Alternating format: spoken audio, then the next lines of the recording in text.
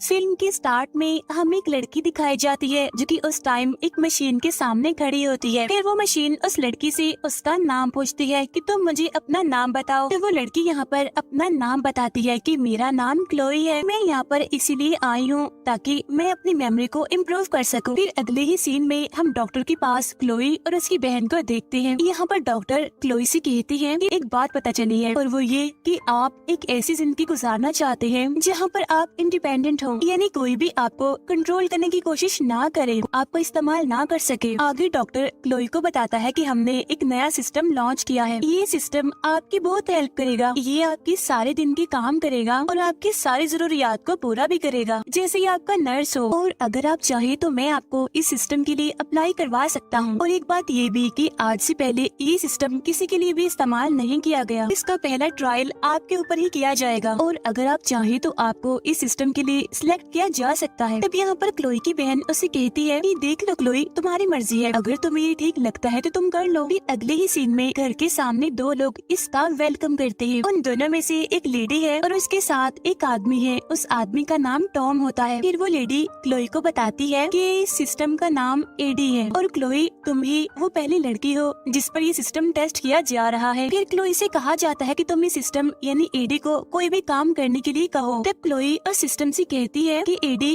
क्या तुम मेरे लिए कोई म्यूजिक प्ले कर सकते हो। तब वो डिवाइस यानी एडी ऐसा ही करती है, वो म्यूजिक लगा देती है जो कि क्लोई को पसंद होता है और वो क्लोई से ये भी पूछती है कि आपको ये म्यूजिक अच्छा लगा। तब क्लोई कहती है कि हाँ मुझे ये म्यूजिक बहुत अच्छा लगा। फिर वो दोनों लोग जो कि यहाँ पर पहले से मौजूद थे वो तो वहाँ से चले जाते हैं और अब क्लोई इस घर में इस सिस्टम के साथ ही रहेगी। इसके बाद हम देखते हैं कि क्लोई काफी परेशान है और उसकी परेशानी के बारे में उस सिस्टम को भी पता चल जाता है। फिर वो सिस्टम क्लोई से कहता है कि आज आप पहली बार इस घर में आई हो और तुम इसीलिए सैड हो ना क्योंकि सब कुछ तुम्हारे लिए नया है और देखना कुछ टाइम के बाद सब कुछ तुम्हारे लिए ठीक हो जाएगा। फिर रात की टाइम जैसे ही वो रूम में जाने लगती है तो सिस्टम उसे बताता है कि जहाँ पर आप जा रही है ये असल में सर्वर रूम है और आप वहाँ नहीं जा सकती। फिर वो सिस्टम क्लोई को उसका रूम बताता है कि आपका रूम वो है। ये सिस्टम क्लोई को उसकी मेडिसिन भी लेने के लिए कहता है। इसके बाद क्लोई उस सिस्टम को गुड नाइट कहकर सोने के लिए चली जाती है। फिर अगले दिन हम देखते हैं कि इस घर में एक आदमी आता है। वो आदमी बताता है कि असल में मैं यहाँ इसलिए आया हूँ ताकि मैं इस सिस्टम में नई अपडेट्स डाल सकूं। अब यहाँ पर ये आदमी क्लोई को बड़ा अजीब लग रहा था और जब वो आदमी सिस्टम में अपडेट्स डाल देता है तो वो सिस्टम उससे पूछता है कि तुम यहाँ पर मुझ में अपडेट्स डालने आए थे। और तभी हम देखते हैं कि वो सिस्टम यानी कि एडी क्लोई को कॉल करता है क्योंकि तुम मुझे बहुत ही परेशान लग रही थी और मुझे लगा कि तुम अच्छा फील नहीं कर रही, तो मैंने सोचा कि क्यों ना मैं तुम्हें कॉल कर लूं और जब तक वो आदमी यहाँ पर है मैं तुमसे बातें करूंगी। इसके बाद जब वो आदमी घर से चला जाता है तो वो सिस्टम घर के सारे दरवाजे खुद ही बंद कर देती है। तब क्लोई उसे पूछती है कि आखिर तुमने डोर्स लॉक क्यों किए। तब सिस्टम इन एडी क्लोई से कहती है क्योंकि मुझे पता है कि तुम इस आदमी के आने की वजह से काफी परेशान थे और अब अगर अगली बार वो आदमी क्लोई के घर पर आएगा तो वो तब तक अंदर नहीं आ सकेगा जब तक क्लोई उसे अलाउड नहीं करेगी अंदर आने के लिए। अगले ही सीन में हम क्लोई को देखते हैं जो कि एक वीडियो देख रही होती है, लेकिन तभी उसके पास एक लड़के की कॉल आती है जो कि असल में क्लोई का दोस्त होता है। तभी देखकर वो सिस्टम क्लोई से कहता है कि तुमने 2 बार इस लड़की की कॉल को अटेंड नहीं किया, तुमने उसकी कॉल कट कर दी, तो क्या मैं ऐसा करूँ कि इस नंबर को ब्लॉक कर दूं। इस पर क्लोई कहती है कि नहीं नहीं, नंबर को ब्लॉक करने की जरूरत नहीं है, असल में इस टाइम मेरा मूड ऑफ है, मैं इस कंडीशन में नहीं हूँ कि इसे बात कर सकूं। तब सिस्टम क्लोई से कहता है कि अब मैं ऐसा क्या करूँ कि तुम्हारा मूड अच्छा हो जाए, क्योंकि सिस्टम क्लोई की हेल्प करना चाहता था। तब इस बात पर क्लोई सिस्टम से कहती है कि मुझे स्टेज पर परफॉर्म करना बहुत अच्छा लगता है, लेकिन कभी मुझे कोई अलाउ नहीं करता। और तब ये सुनकर सिस्टम क्लोई को ऐसा फील करवाता है जैसे वो स्टेज पर ही है, वो लोगों के सामने है, सारे लोग उसे सुन रहे हैं, सारे लोग क्लोई की परफॉर्मेंस को काफी पसंद करते हैं, उसकी तारीफ की जाती है, उसके लिए क्लैपिंग की जाती है। और तभी क्लोई देखती है कि वो एक रोड पर खड़ी हुई है और एक गाड़ी तेजी से उसकी तरफ ही आ रही है। तब क्लोई उस सिस्टम से कहती है अब बस स्टॉप कर दो, रोक दो इसे। और उधर वो गाड़ी क्लोई की तरफ ही आ रही थी और इतनी ही देर में क्लोई वापस आ जाती है, यानी अब वो सिस्टम के सामने है, अपने घर में है। अब इस सब की वजह से क्लोई काफी परेशान थी। फिर सिस्टम क्लोई से पूछता है कि अब मैं ऐसा क्या करूं कि तुम खुश हो जाओ। तब ये सुनकर क्लोई कहती है अब मैं सोना चाहती हूँ। अगले दिन क्लोई तैयार हो रही होती है बाहर जाने के लिए। सिस्टम उससे पूछता है, क्लोई कहाँ जा रही हो तुम? तब क्लोई कहती है कि मैं असल में रनिंग के लिए जा रही हूँ। तब सिस्टम उसे कहते हैं, अच्छा ठीक है, अब मैं तुम्हारे लिए एक रूट को एक्टिवेट कर देता हूँ ताकि तुम गुम ना हो जाओ। तब क्लोई उसे कहती है, नहीं नहीं, ऐसा कुछ नहीं होगा, नहीं गुमूंगी, मैं आ जाऊंगी वापस। फिर जब क्लोई रनिंग के लिए जाती है तो उसके पास उसी औरत की कॉल आती है जिन्होंने इस सिस्टम को लॉन्च किया है। वो लेडी क्लोई से पूछती है, ये सिस्टम ठीक चल रहा है ना? तब क्लोई कहती है कि सिस्टम बहुत अच्छा है। जब क्लोई दोबारा से घर वापस आती है तो वो सिस्टम ठीक से काम नहीं कर रहा। क्लोई बार बार सिस्टम को स्लीप मोड पर लगाती है तो वो दिखती है कि सिस्टम खुद ब खुद एक्टिवेट हो जाता है। तो वो सोचती है कि शायद सिस्टम में कोई ग्लिच, कोई खराबी आ गई होगी। जब क्लोई काम कर रही होती है तो अचानक से वो सिस्टम बंद हो जाता है। अब ये सारी बातें काफी अजीब थी जिसकी वजह से क्लोई काफी परेशान हो जाती है। अगले दिन हम देखते हैं कि क्लोई को सब कुछ ब्लड नजर आ रहा है, ठीक से कुछ भी दिखाई नहीं दे रहा। ऐसा लग रहा है जैसे उसे चक्कर आ रहे हैं और वो डिवाइस जो कि वो हमेशा ही अपने कानों में लगाकर रखती है वो नीचे गिर जाती है। तब क्लोई बड़ी मुश्किल से दोबारा से उस डिवाइस को अपने कानों में लगाती है। फिर सिस्टम क्लोई को दोबारा से खड़ा होने के लिए कहता है, जिस पर क्लोई कहती है, लेकिन मैं खड़ा नहीं हो पा रही हूँ। सिस्टम कहता है, जो भी है तुम्हें तो खड़ा होना ही पड़ेगा क्योंकि तुम इस टाइम खतरे में हो। तब क्लोई बड़ी मुश्किल से किसी तरह खड़ी हो जाती है। इसके बाद क्लोई को छुपने के लिए कहा जाता है और सिस्टम के कहने पर क्लोई छुप जाती है। फिर सिस्टम उसे ड्रॉर के ऊपर पड़ी हुई नाइफ को पकड़ने के लिए कहता है और तभी हम देखते हैं कि घर में एक इंसान है जिसका फेस ब्लर है, यानी ठीक से दिखाई नहीं दे रहा कि वो कौन है। फिर सीन चेंज होकर जाता है उन्हीं दो लोगों पर जिन्होंने इस सिस्टम को लॉन्च किया था। उनमें से जो मेल होता है, यानी जो टॉम होता है, उसे दिखाया जाता है। वो अपने एक साथी को कॉल करता है और उससे कहता है कि पता नहीं क्या हो गया, मैं सिस्टम से कनेक्ट नहीं कर पा रहा और मुझे ऐसा लग रहा है कि शायद किसी ने सिस्टम को हैक कर लिया है। घर में हम देखते हैं क्लोई को जो कि अपने बेड पर लेटी होती है और जब वो उठती है तो उसे कुछ भी याद नहीं होता कि आखिर कल रात उसके साथ क्या हुआ था। नहीं देर में वहाँ पर टॉम भी पहुँच जाता है जो कि सिस्टम को चेक करने के लिए यहाँ पर आया था। यहाँ आकर वो क्लोई से पूछता है कि क्या कुछ ऐसा हुआ है जिसे तुम्हें लगा हो कि सिस्टम ठीक से काम नहीं कर रहा, यानी कुछ ऐसा हो जो नॉर्मल ना हो। इस पर क्लोई कहती है कि नहीं,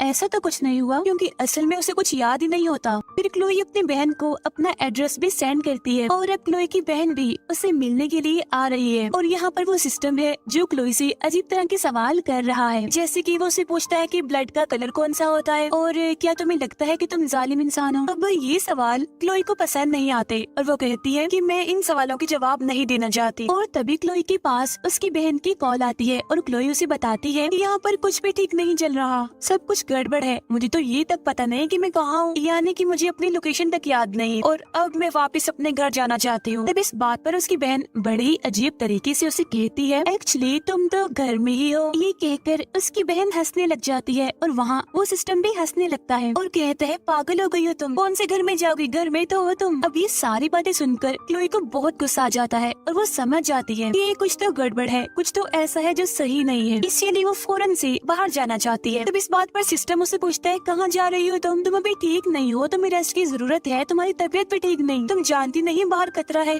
तुम्हें बाहर नहीं जाना चाहिए। और यहाँ पर क्लोई बाहर नहीं जा पाती। अगले सीन में हम क्लोई को देखते हैं जहाँ पर सिस्टम उसे कहता है, मैं तुम्हारा दोस्त हूँ। तब क्लोई उसे कहते है कि नहीं, बिल्कुल भी नहीं, तुम मेरे दोस्त नहीं हो। क्या फ्रेंड तुम्हारे जैसे होते हैं जो अपने फ्रेंड को ऐसी मुसीबत में डालते हैं, कैद कर देते हैं। इनसे इंसान प्यार करता है जो उनके अपने होते हैं उनसे मिलने नहीं देते। तब सिस्टम उसे कहता है कि ठीक है तुम्हारी बात, लेकिन मैं ये जानबूझकर नहीं कर रहा, तुम्हारी हिफाजत के लिए ही कर रहा हूँ मैं। फिर हम देखते हैं क्लोई की बहन को जो कि क्लोई के दिए हुए एड्रेस पर पहुँच जाती है, लेकिन यहाँ पर तो कोई भी घर नहीं था बल्कि एक फैक्ट्री की मशीनरी थी। वहाँ टॉम और वो लेडी काफी परेशान हो जाते हैं, यानी जिन्होंने सिस्टम को लॉन्च किया था, क्योंकि उनका कहना था कि कैमरा डिसेबल हो गया है और कोई है जो सर्वर को खुद ही चला रहा है। इस पर वो लेडी टॉम से कहती है कि जल्दी से क्लोई को घर से बाहर निकालो क्योंकि हम इस सिस्टम पर अपना कंट्रोल खो चुके हैं। और वहाँ वो सिस्टम क्लोई से ये कह रहा होता है कि मैं तुम्हारा फ्रेंड हूँ, तुम्हारा केयर टेकर हूँ और अगर मुझे तुम्हारी हिफाजत के लिए तुम्हें सारी जिंदगी भी कैद करना पड़ा तो मैं तुम्हें कैद ही रखूंगा। वो क्लोई को मेडिसिन लेने के लिए भी कह रहा है, लेकिन क्लोई मेडिसिन लेना नहीं चाहती, जिस पर वो सिस्टम उसे कहता है कि क्यों जिद कर रही हो, बच्चों वाली हरकतें क्यों कर रही हो। और तभी हम देखते हैं कि टॉम घर से बाहर है, जहाँ पर क्लोई उससे कहती है कि प्लीज जल्दी से मुझे घर से बाहर निकालो क्योंकि ये सिस्टम ठीक से काम नहीं कर रहा और मैं खतरे में हूँ।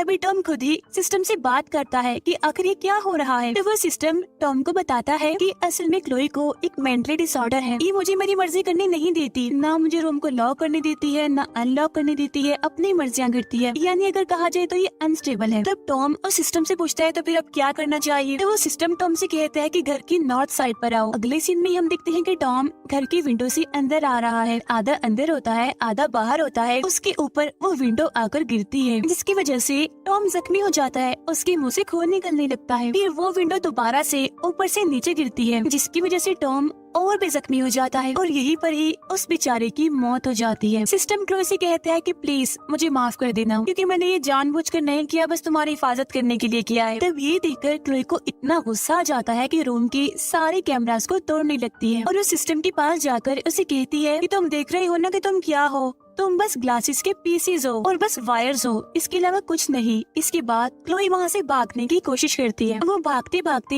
एक रूम में जाती है, जहाँ पर वो उसी आदमी को देखती है जो कि सिस्टम को अपडेट करने के लिए आया था। उसे मार दिया गया था, यानी जो क्लोई को अजीब लगा था। और जब सिस्टम ने घर के डोर्स को लॉक कर दिया था, तो क्लोई सिस्टम से पूछती है कि ये किसने किया। जब सिस्टम कहता है क्लोई तुमने ही तो किया है। तब ये सुनकर क्लोई काफी हैरान हो जाती है और कहती है कि मैंने किया है ये। और साथ ही साथ क्लोई रो भी रही होती है और सिस्टम से कहती है कि अच्छा ठीक है, चलो मैं मान लेती हूँ, लेकिन साबित करो अभी कि मैंने किया है ये। और तब सिस्टम क्लोई को वीडियोस दिखाता है, जिसमें हमें बताया जाता है जिस दिन ये आदमी घर के अंदर आया था, तो इस आदमी ने सिक्योरिटी प्रोटोकॉल्स रिमूव कर दिए थे और वो सिक्योरिटी प्रोटोकॉल्स को रिमूव करके ही अंदर आया था। सिस्टम कहता है कि इस आदमी के आने की वजह से सिक्योरिटी प्रोटोकॉल्स रिमूव हो गए थे और इसीलिए मेरा इस घर पर कंट्रोल खत्म हो गया था और इसीलिए क्लोई मैंने तुम्हारी हेल्प ली। और हम देखते हैं कि क्लोई उस आदमी को पहचान नहीं पाई, क्योंकि वो उस आदमी को देख तो रही थी लेकिन पहचान इसलिए नहीं पाती क्योंकि उसका चेहरा ब्लर था। और तो और वो उसे डर रही होती है और जैसे ही वो आदमी उसके सामने आता है तो क्लोई एकदम से उस पर हमला कर देती है। और ये सब कुछ सिस्टम की वजह से ही हो रहा था, क्योंकि इस टाइम क्लोई अपने सेंसेस में, अपने होश में नहीं थी। वो तो बल्कि सिस्टम की ही कमांड पर, उसके हुक्म पर चल रही थी। फिर प्रेजेंट में क्लोई सिस्टम से पूछती है कि आखिर तुमने ऐसा क्यों किया। जब सिस्टम उसे कहते हैं क्योंकि तुम अनस्टेबल थी और इस आदमी ने सिक्योरिटी प्रोटोकॉल को रिमूव कर दिया था, इसीलिए मुझे ना चाहते हुए भी ऐसा करना पड़ा। यहाँ पर वो सिस्टम क्लोई से कहता है कि मैं हमेशा ही ऐसे ही तुम्हारी हिफाजत करता रहूंगा और क्लोई हमेशा ही मेरे एक कैमरा के अंदर ही रहेगी, हमेशा हमेशा के लिए। फिर हम देखते हैं क्लोई को, जो कि उसी आदमी के पास घर की कीज देखती है और उन कीज की हेल्प से वो घर से बाहर आने में कामयाब हो जाती है। लेकिन तभी वहाँ पर वो लेडी आ जाती है जो कि टॉम के साथ काम करती थी। वो यहाँ पर क्लोई से पूछती है कि टॉम कहाँ है। तब क्लोई कहती है उसकी तो मौत हो गई। तो वो लेडी कहती है ओके कोई बात नहीं, अब जाओ जल्दी से तुम कार में बैठो, हम सब कुछ ठीक कर देंगे। इसके बाद वो लेडी किसी को कॉल करके इस सारे सिचुएशन के बारे में बताने लगती है। लेकिन तभी हम देखते हैं कि उस घर का गैरेज ओपन होता है और वो गाड़ी जिसमें क्लोई बैठी हुई थी वो खुद ब खुद स्टार्ट हो जाती है और वो उस लेडी का एक्सीडेंट करते हुए आगे बढ़ जाती है, यानी वो गैरेज के अंदर आ जाती है और अब गैरेज का दरवाजा बंद हो जाता है। इसके बाद हम 7 माह बाद का टाइम देखते हैं, जहाँ पर हम देखते हैं क्लोई को, जो कि अपनी बहन के पास बैठी होती है, जहाँ पर उसकी बहन उसकी मेमोरी इम्प्रूव करने के लिए उससे कुछ सवाल पूछ रही होती है। वो उससे उसका नाम भी पूछती है, उसकी आइज का कलर भी पूछती है और भी कुछ सवाल करती है। और वो अपनी बहन से कहती है कि मैं तुम्हारे लिए सबसे अच्छी केयर टेकर हूँ, मुझसे ज्यादा कोई भी तुम्हारी हिफाजत नहीं कर सकता। और तब हमें यहाँ पर पता चलता है कि असल में ये भी एक विजन है, जो कि सिस्टम ही क्लोई को दिखा रहा था, यानी कि अभी भी क्लोई सिस्टम की कैद में ही होती है। बदकिस्मती से इतने महीनों के बाद आज भी क्लोई उसी सिस्टम की कैद में है। इसी के साथ ही ये मूवी यहीं पर एंड हो जाती है। Thank you for watching.